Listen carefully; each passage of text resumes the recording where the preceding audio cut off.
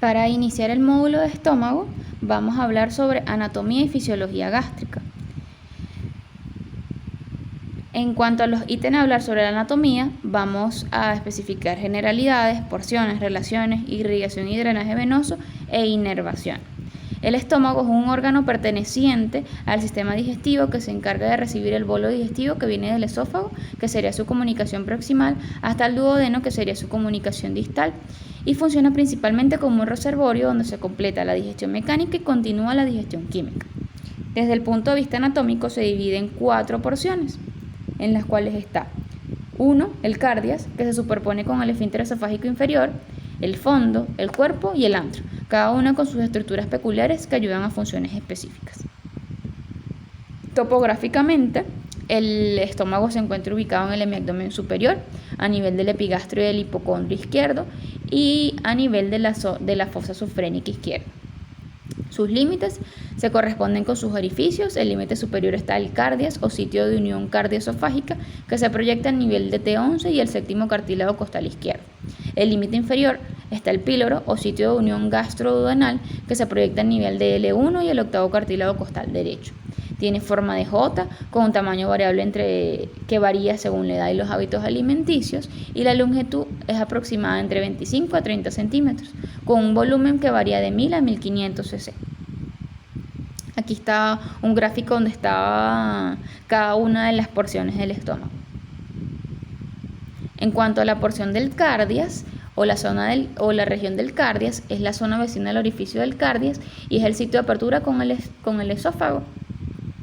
La región del fornix, también llamada fondo o fundus gástrico, es una zona situada superior y a la izquierda del cardias y normalmente está llena de aire. Se puede visualizar en la radiografía simple de abdomen y queda de pie y queda separada del esófago por la incisura cardial o el ángulo de His.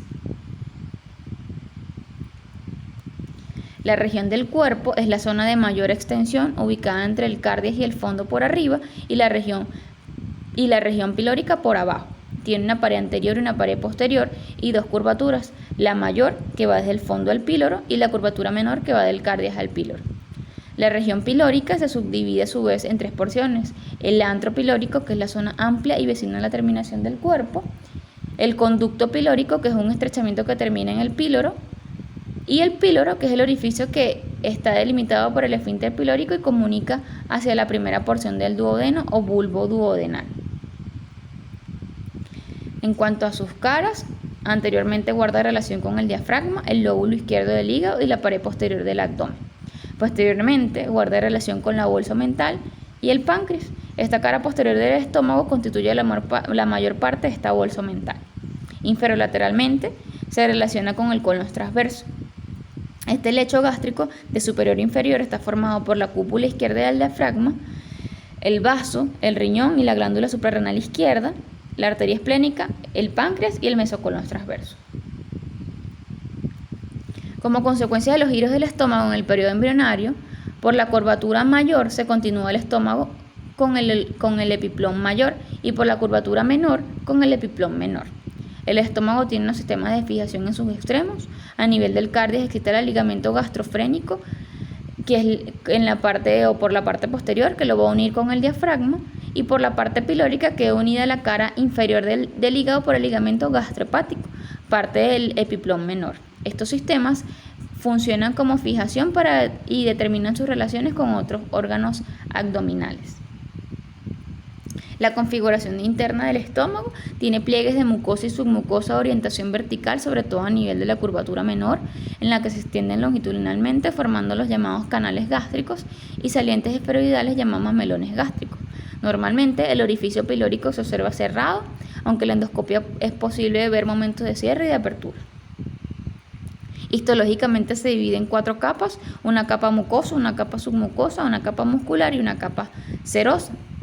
La capa mucosa tiene un epitelio cilíndrico simple. Este epitelio que tapiza el estómago está constituido por pliegues que contienen fositas gástricas microscópicas, cada una ramificada a su vez en glándulas gástricas formadas por células epiteliales especializadas. La composición de estas glándulas gástricas varía según su localización anatómica.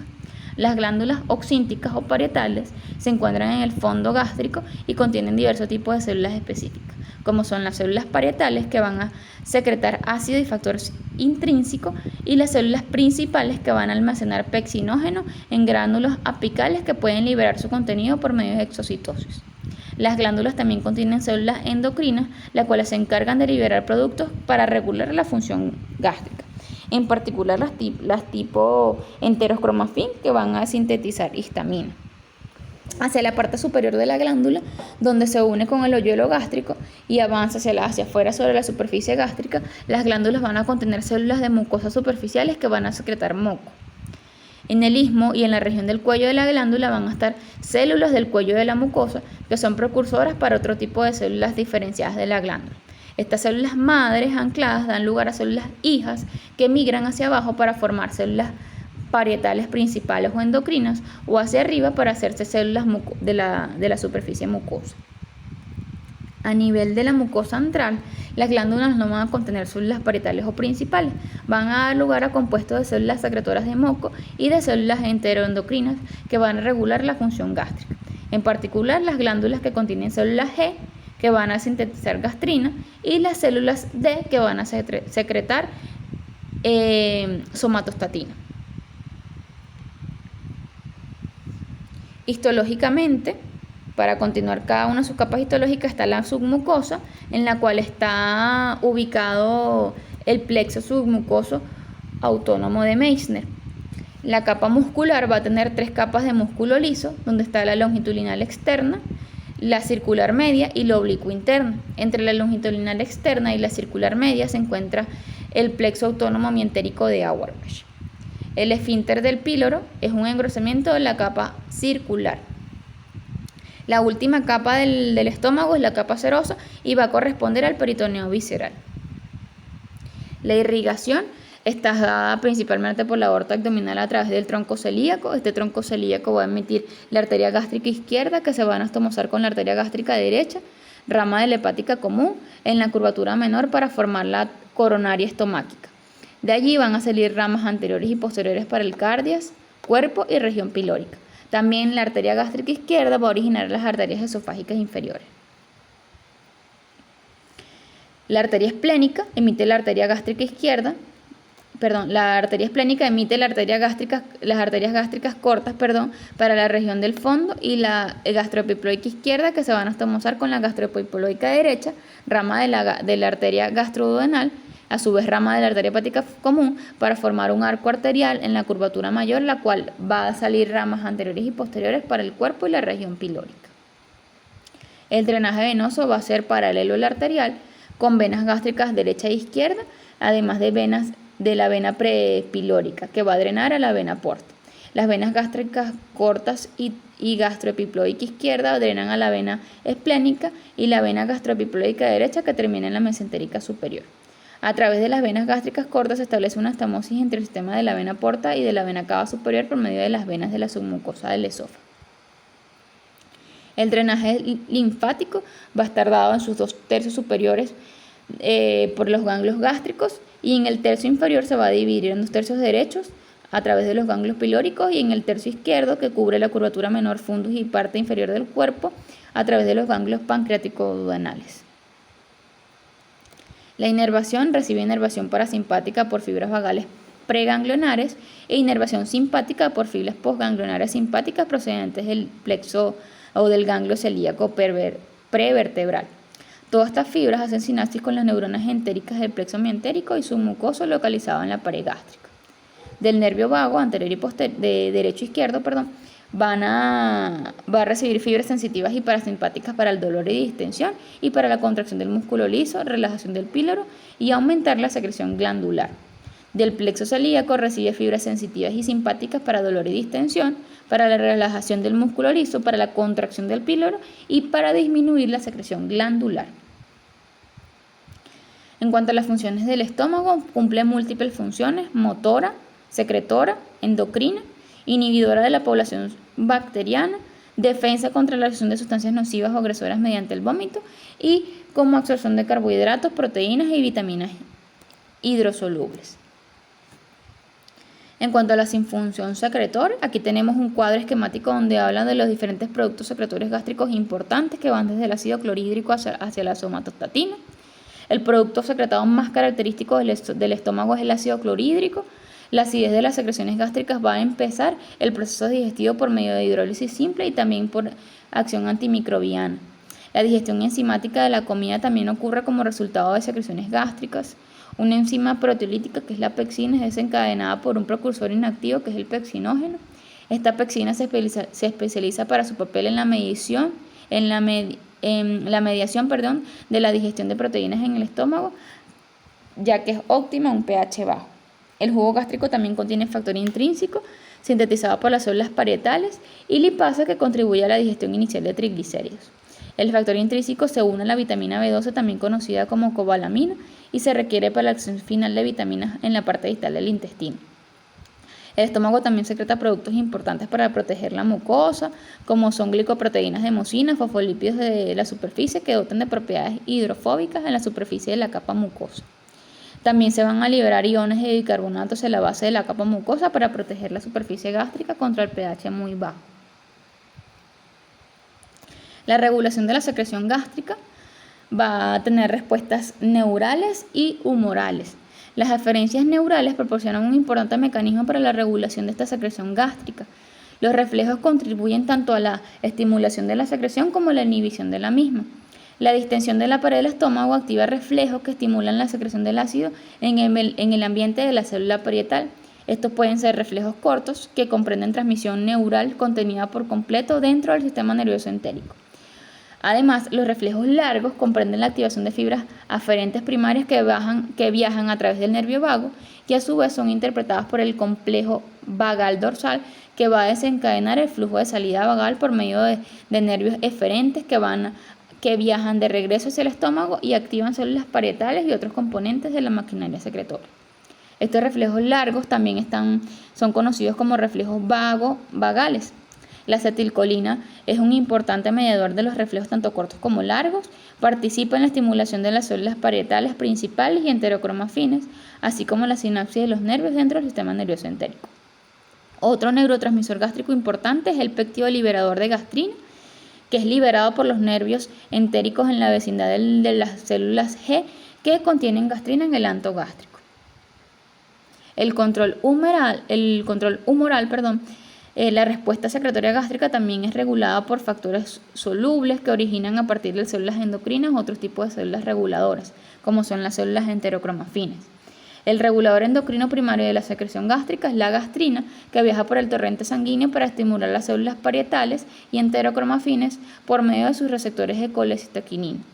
La secreción gástrica también es modificada por mediadores paracrinos, como es la estamina. La estamina es liberada a partir de las células enterocromafines bajo la influencia de gastrina y acetilcolina. Se difunde hacia las células parietales por las células parietales vecinas para activar la secreción del ácido por medio de receptores de histamina H2. Y la secreción del ácido también puede estar sujeta a la regulación negativa por otros mediadores específicos, como es la somatostatina, que es liberada a partir de las células del antro cuando el pH luminal disminuye por debajo de 3, e inhibe la liberación de gastrina a partir de las células G. La somatostatina también puede ejercer influencias inhibitorias directamente sobre células enterocromafines, parietales y principales. La regulación de la secreción postprandial, junto con una comida, la secreción del ácido gástrico ocurre en 3 fases: cefálica, gástrica e intestinal. La principal porción de la secreción ocurre durante la fase gástrica, cuando la comida en realidad está presente en el estómago. Aún antes de que se ingiera el alimento, empieza la fase cefálica, que representa el 30% de la respuesta gástrica a una comida y se inicia antes de ingerir los alimentos, como respuesta al ver, oler, degustar e incluso pensar en alimentos, y transmiten información hacia el complejo vagal dorsal. Su función es preparar el estómago a la llegada de la comida. La duración es corta, de minutos. Su mecanismo es neural por vía de fibras preganglionares vagales y sinapsis del plexo submucoso. Su acción primaria es estimular el moco, las enzimas y la producción de ácido, liberando el volumen del jugo gástrico, y secundariamente estimulando las células G para la liberación de gastrina. La fase gástrica representa el 60% de la respuesta a una comida y se inicia con la distensión del estómago que conduce a la estimulación de la secreción gástrica. Su función es aumentar la secreción gástrica después de la fase cefálica. Esta va a ser cuantitativamente la de mayor importancia. Va a ser una fase de homogeneizador o acidificador del quimo e inicia la digestión de proteínas por la pexina. Su duración es larga, de 3 a 4 horas. Va a tener mecanismos neural, hormonal y local. El mecanismo neural se van a dar por reflejos cortos que van a estar estimulados por el estiramiento el estiramiento de la pared del estómago y por quimiorreceptores por un pH aumentado.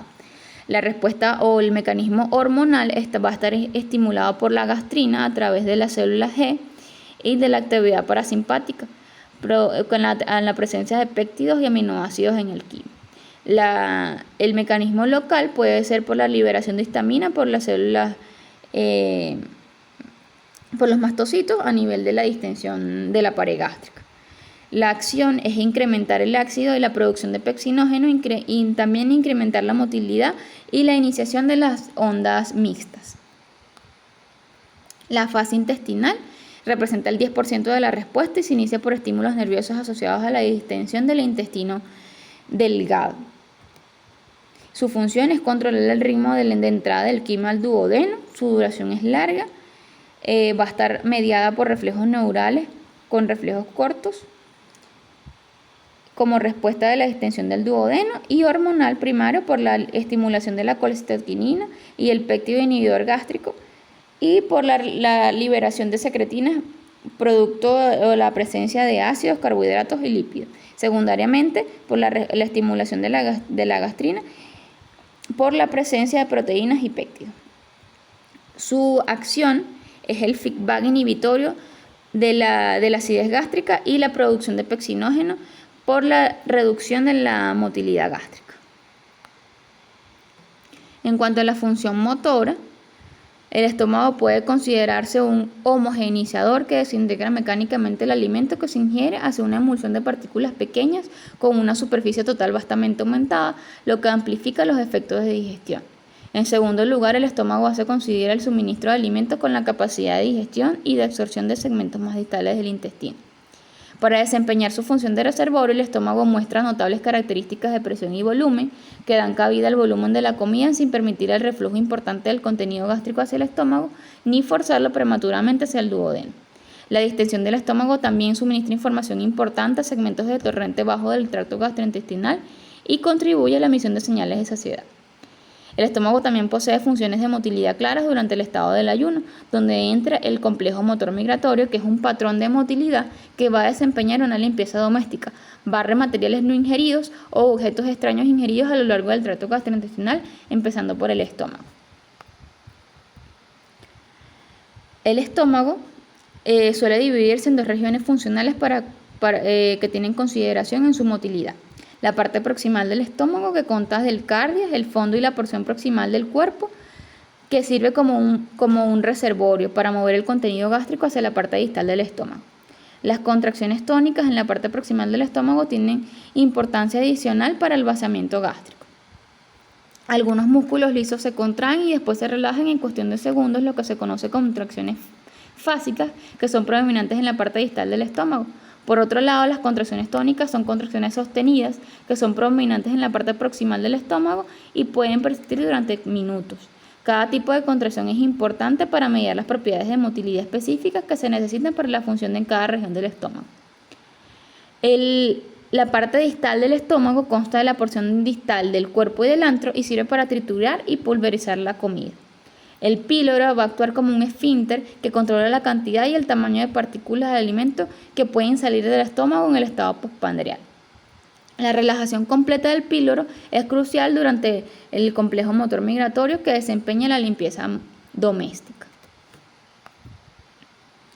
El patrón de motilidad primario en la porción distal del estómago durante el estado postprandial consta de contracciones fásicas rápidas que ocurren de manera circunferencial y que incluso pueden ocluir la luz. Las contracciones proceden desde la región marcapaso gástrico y avanzan hacia el píloro en el patrón peristáltico. A medida que empiezan estas ondas de contracción, fuerzan el contenido gástrico hacia la salida del estómago. Con todo, conforme aumenta la velocidad de las ondas peristálticas, esta rebasa todas las partículas en la luz gástrica, salvo las de menor tamaño, y así toda la comida es forzada hacia atrás, es lo que es conocido como retropulsión, la cual mezcla el contenido gástrico con el jugo gástrico y reduce de manera mecánica el tamaño de las partículas de alimento. El vaciamiento gástrico comprende tanto contracciones tónicas en la región proximal como contracciones distales fásicas. Y eso es lo que corresponde a la parte de motilidad gástrica. Aquí está la bibliografía consultada. Muchas gracias.